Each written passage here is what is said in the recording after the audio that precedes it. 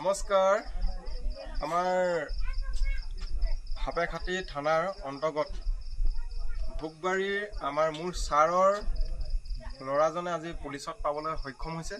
সেইকাৰণে মই সোণাৰীৰ পৰা আমাৰ Charaideo martial art academy judo এছ'চিয়েশ্যনৰ পৰা মই আহি উপস্থিত হৈছোঁ ছাৰৰ ঘৰত, আৰু লগতে ছাৰকো লগ পাম। আৰু সেয়া মই এতিয়া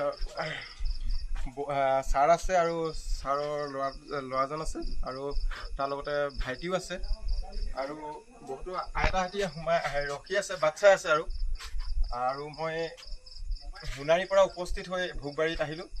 এয়া আপোনাৰ এয়া হৈছে মোৰ শিক্ষাগুৰু, মাৰ্চেল আৰ্ট যিজনে মোক শিকাইছিলে সৰুতে। আৰু শিক্ষাগুৰুৰ ল'ৰাজনে আজি পুলিচত ইউবিত পাবলৈ সক্ষম হৈছে। আমাৰ সোণাৰী চৰাইদেউ জিলাৰ লগতে হাপেখাটি থানাৰ লগতে আপোনাৰ ভোগবাৰী ভিতৰুৱা গাঁও আজি অসম পুলিচত পাবলৈ সক্ষম হৈছে। আমি সকলো ভোগবাৰীবাসী, আমি গোটেই আমাৰ ভোগবাৰীবাসী সকলো ঘৰৰ মানুহখিনি, এয়া আইতা বহি আছে, এয়া মোৰ মৰমৰ বাইদেউ, ছাৰৰ বাইদেউ, আৰু লগতে এয়া মাক হৈছে। আৰু লগতে পুলিচত পোৱাৰ কাৰণে মোৰ ছাৰে যিমানখিনি মাৰ্চেল আৰ্টত কষ্ট কৰি গ'ল, আৰু লগতে ময়ো কষ্ট কৰি গৈছোঁ। মোৰো এছ'চিয়েশ্যন এটা আছে জুডো, আৰু ছাৰো সমৰ কলাত জড়িত। আৰু ছাৰৰ ল'ৰাজনে পোৱাৰ কাৰণে মই উৎফুল্লিত হৈ আজি চৰাইদেউৰ পৰা ৰাওনা হৈ আহিছোঁ। মই এখন গামোচাৰে সন্মান জনাবৰ কাৰণে সোণাৰীৰ পৰা আহিছোঁ। সদায় অসমৰ কাৰণে আৰু লগতে নিজৰ গাঁওখনত যিমান ভাল কাম কৰি গৈছিল, আৰু লগতে অসমৰ কাৰণেও অসম পুলিচত গৈ ভাল কাম কৰে, সেয়াই মোৰ কামনা। এয়া গোটেই আজি পৰিয়ালবৰ্গই আজি ফূৰ্তি অনুভৱ কৰিছে, যাতে ল'ৰাজনে অসম পুলিচত পাই ভাল কাম কৰি আগবাঢ়ি যাব। আৰু আমাৰ এই ভিতৰুৱা অঞ্চলত যে ভাইটিয়ে আজি পুলিচত পাবলৈ ইউবিত পাবলৈ সক্ষম হৈছে, আমি গৌৰৱ কৰিছোঁ। আমাৰ চৰকাৰখনকো আমি ধন্যবাদ জ্ঞাপন কৰিছোঁ। আৰু যাতে আৰু আমাৰ প্ৰতিভা যিবিলাক গাঁৱত সোমাই আছে, সেই ল'ৰাবিলাকক যাতে ডিফেন্সত, আৰ্মি, পুলিচক যিকোনো চাকৰি এটা পাবলৈও সক্ষম হ'বৰ কাৰণে কষ্ট কৰে ৰাতে।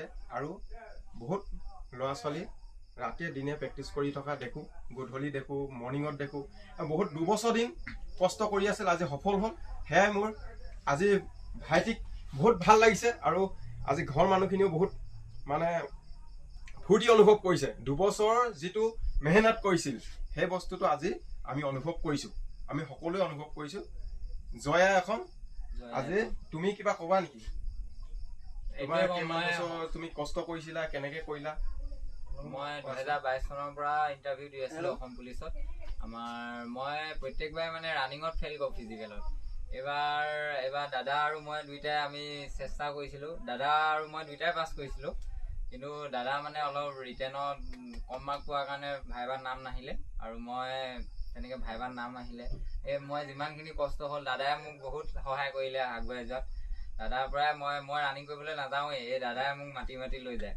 আৰু সেই এমাহমানহে প্ৰায় প্ৰেক্টিচ কৰিলোঁ। প্ৰেক্টিচ কৰি মেলি তেনেকৈ মোৰ নামটো আহিলে, ৰিটেনত আহিলে, তাৰপিছত আকৌ ভাইভাটো আহিলে। ইউবি দুইটাতে আহিছিলে, কিন্তু মই ইউবিত পাবলৈ সক্ষম হ'লোঁ। কি হ'ল, আমাৰ এই পিছ পৰি থকা গাঁৱৰ আমাৰ প্ৰায় ল'ৰাবোৰ নাহে। আমাৰ ইয়াত তেনেকৈ পুলিচত আজিলৈকে নাই পোৱা, মই ফাৰ্ষ্ট। কিন্তু ল'ৰাবোৰ ইমান আগ্ৰহী নহয়, ইণ্টাৰেষ্ট নাই পুলিচৰ প্ৰতি। কিন্তু এতিয়া মই এই গাঁওখনৰ ভিতৰত প্ৰথম যে পাই দেখাইছোঁ, এতিয়া মোৰ দাদাৰ কাৰণেও সাহস হ'ব। আৰু আপোনালোকেতো জানেই আজিকালি মানুহে কেনেকৈ এই ল'ৰাই এনেই ৰানিং কৰি আছে, ৰাস্তাই পদূলিয়ে দেখে, ফিল্ডত ল' মাৰি থকা দেখে, কিন্তু আমি ছাকচেছ হ'ব পৰা নাছিলোঁ। কিন্তু আজি মই পাই দেখাইছোঁ। পিছত মোৰ নেক্সট যোনখিনি আমাৰ জেনেৰেশ্যন আছে, ধৰি লওক আমাৰ ভাইটি ভণ্টিসকল আছে, তেওঁলোকে পাবলৈ সক্ষম হ'ব বা উৎসাহটো পাব। মই এইটোৱে ক'ম, তেওঁলোকেও যাতে আৰু উৎসাহ পাই মেলি ওলাই আহক, দৌৰক, তেওঁলোকেও ট্ৰাই কৰক, তেওঁলোকেও পাব নিশ্চয়। ইমানেই ক'লোঁ। এয়া আজি মোৰ যিটো মাৰ্চেল আৰ্ট দিগন্তৰ যিটো ইউটিউব চেনেল, এই চেনেলটোত আজি মই এই ভাইটিৰ যিটো প্ৰতিভা, আৰু যিটো প্ৰতিভা দুবছৰ দিন কষ্ট কৰিলে আজি পুলিচত পাবলৈ সক্ষম হ'ল। সেইকাৰণে আজি মই ইউটিউবত দিছোঁ, যাতে গাঁৱত থকা ল'ৰা ছোৱালীবিলাকেও যাতে ওলাই আহি কষ্টৰ সাধনা কৰিব লাগিব, সাধনা কৰিলে 2 বছৰ 3 বছৰ কষ্ট কৰিলে নিশ্চয় ছাকচেছফুল হয়। সেইকাৰণে আজি মোৰ ইউটিউব চেনেলটোত কৈছোঁ। আৰু এখন ভিতৰুৱা গাঁও, এই গাঁওখনত আজি এই ল'ৰাজনে গাঁওখনত আজি পুলিচত 2 বছৰ কৰিছে আৰু গাঁৱত প্ৰথম আমাৰ পুলিচত পাইছে ভোগবাৰী গাঁৱত। সেইকাৰণে আমি গোটেই ভোগবাৰী গাঁৱৰ বাবে আমাৰ বহুতখিনি আমাৰ মানে কৰিবলগীয়াও আছে। ভোগবাৰী উঠি অহা ল'ৰা হয়, উঠি অহা ল'ৰাই অকল চাকৰিয়ে নহয়, আৰু চাকৰি নকৰিলেও ল'ৰা ছোৱালীয়ে নিজৰ সমষ্টিটোৰ কাৰণে, নিজৰ গাঁওখনৰ কাৰণে, নিজৰ অসমৰ কাৰণে আমি কাম কৰি যাব লাগিব। আৰু ল'ৰা ছোৱালীও এতিয়া বহুত পুলিচ আৰ্মি বুলি ক'লে কিছুমান ল'ৰা ঘৰত সোমাই থাকে। এতিয়া এজন এজনকে গাঁৱত যদি এনেকে গাঁৱৰ যিবিলাক চুকে কাৰণে ল'ৰাবিলাকে যদি ডিফেন্সত পায় আৰু ল'ৰা ছোৱালী ওলাই আহিব। আৰু এটা কথা, এই চৰকাৰখনকো হিমন্ত মামাকো ধন্যবাদ দিব লাগিব, কাৰণ এই চৰকাৰখনৰ দিনতে বহুত নিবনুৱা, শিক্ষিত নিবনুৱাই চাকৰি লাভ কৰিছে, বহুত নিযুক্তি লাভ কৰিছে। আৰু ঠিক তেনেদৰে এটকাও আগতে ঘোচ ঘাচ বা কিবা এইবোৰ নিদিয়াকৈ, এটকা পইচা নিদিয়াকৈ সকলোৱে, বিশেষকৈ দৰিদ্ৰ পৰিয়ালৰ প্ৰায়ভাগ মানে যিমানে আজি অসম আৰক্ষীত হওক বা ADREত হওক পাইছে, চব শিক্ষিত নিবনুৱা দৰিদ্ৰ পৰিয়ালৰ ল'ৰাই চাকৰি পাইছে। আৰু সেইটো কাৰণে মই এই চৰকাৰখনক বহুত বহুত ধন্যবাদ দিছোঁ।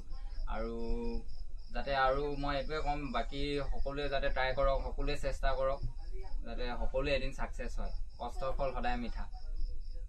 নমস্কাৰ। আকৌ নেক্সট কেতিয়াবা আৰু যদি আমাৰ চুকে কাৰণে গাঁৱত যদি ল'ৰা আমাৰ পায় ডিফেন্সত, আকৌ অসমৰ ৰাইজক লগতে ভাৰতৰ সকলো ৰাজ্যৰ সকলো জনসাধাৰণক আমি লগ পাম। অসমৰ জনসাধাৰণক আকৌ এই ইউটিউব চেনেলটোত আকৌ লগ পাম। জয় আই অসম। জয় অসম। এতিয়া ফটো